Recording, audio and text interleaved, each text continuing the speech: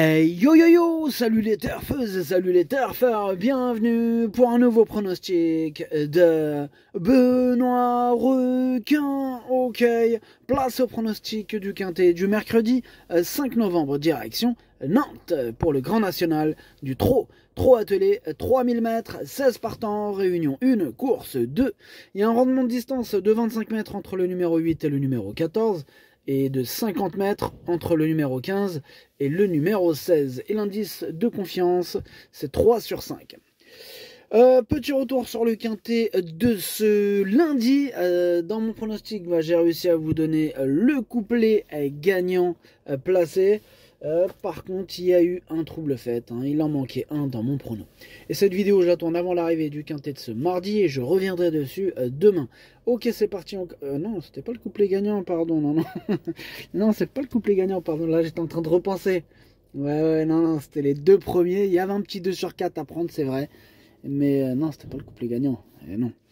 Enfin, bref, voilà, c'est le premier et le quatrième qui sont arrivés. Ouais, c'était le 11 hélas. Enfin, bref. Oui. C'est vrai. Ok, c'est parti, on commence le pronostic et on commence avec le numéro 1, Idylle Express. Et ce numéro 1, c'est lui mon gros regret, c'est lui mon cheval de complément, 4 non partants. Attention, possible cassage en vue. On passe au numéro 2, Iwi Rock, et on écoute Stéphane Provost.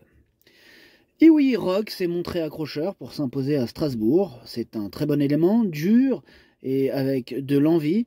Il revient à main gauche, c'est le seul petit point d'interrogation.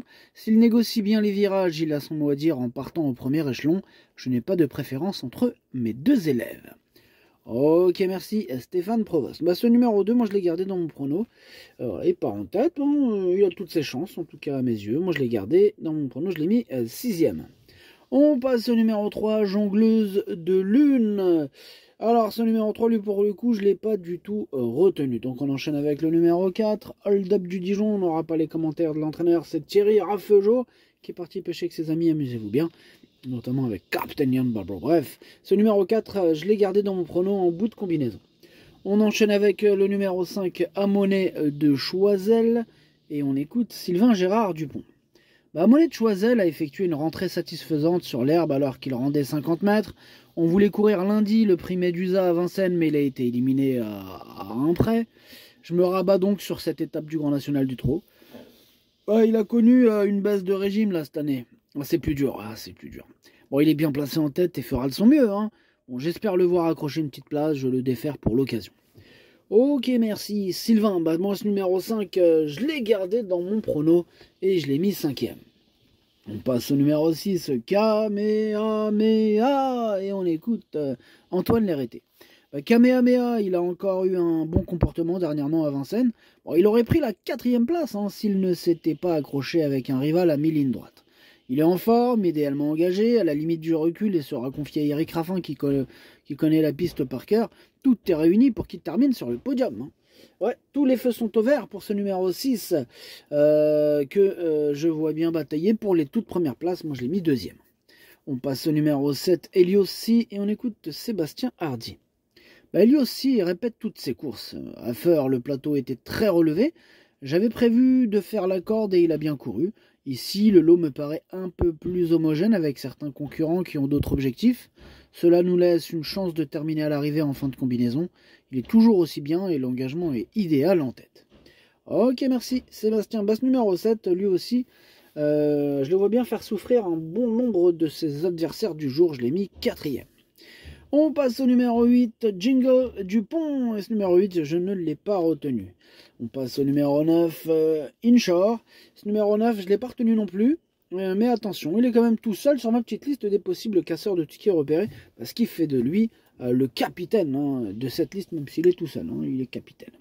Bref, on passe au numéro 10, Hubble du Vivier. Lui, je ne l'ai pas du tout retenu. Donc on enchaîne avec le numéro 11, Indy de Gire. Et on écoute Marc Sassier.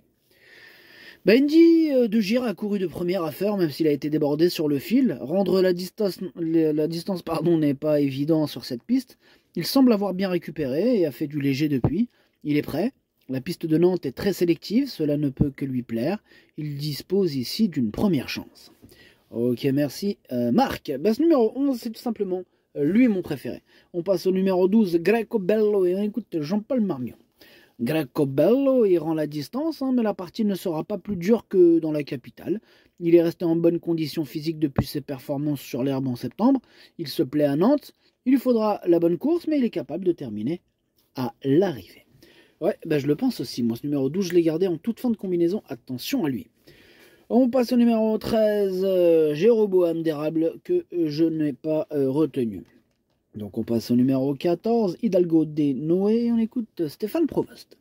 Hidalgo des Noé a subi une vague dans la finale du Tour européen et il a gêné un rival, d'où son distancement. C'est dommage car sans cela il aurait pu s'imposer. Bon, il a bien encaissé ses efforts. Il avait terminé deuxième l'année dernière de cette étape en étant pieds nus. Déféré uniquement des antérieurs cette fois, il aura le même rendement. Ici, il est à nouveau compétitif pour terminer à l'arrivée. Ok, merci Stéphane. Moi, ce numéro 14, il me plaît vraiment beaucoup. Ah ouais, il fait partie de mes préférés, clairement. Moi, je l'ai mis 3e. On passe au numéro 15, Ibiki de Well, que je raye. Et on termine avec le numéro 16, Canad Belev. Ce numéro 16, je ne l'ai pas retenu, mais c'est un regret. C'est mon 2e cheval de complément en cas de non partant. Le pronostic, ça donne 11, 6, 14, 7, 5, 2, 4, 12. Merci d'avoir suivi cette vidéo. N'hésitez pas à mettre un pouce bleu si la vidéo vous a plu.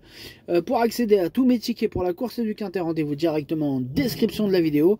Vous avez aussi le bouton rejoindre qui vous donne accès au pronom 8+2, plus le chef et capitaine de ma liste de casseurs de tickets repérés.